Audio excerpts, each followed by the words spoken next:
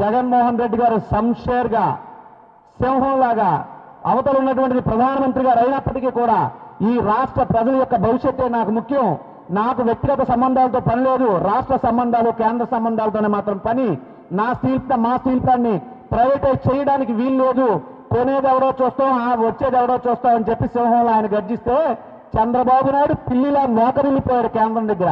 కేవలం తన కొడుకు భవిష్యత్తు కోసం మెటల్ స్టీల్స్ అనే ప్రైవేట్ స్టీల్స్ కోసం గనులు ముడిసరుకుని తీసుకెళ్ళడానికి పైప్ లైన్ వేయడానికి ప్రధాని మోడీ గారిని ప్రెజర్ చేశానని చెప్పి పబ్లిక్ గా వేదిక ముందు అందరి ముందు మీటింగ్ లో మాట్లాడగలిగినటువంటి చంద్రబాబు నాయుడు గారు స్టీల్ ప్లాంట్ కోసం ఎందుకు మాట్లాడరు? ఏంటి మీకు ఉన్నటువంటి లాలూచి? కేంద్రంతో మీరు ఎందుకు లాలూచి పడుతున్నారు?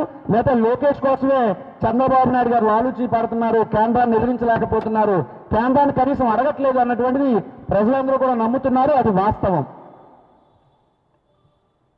Okay, thank you.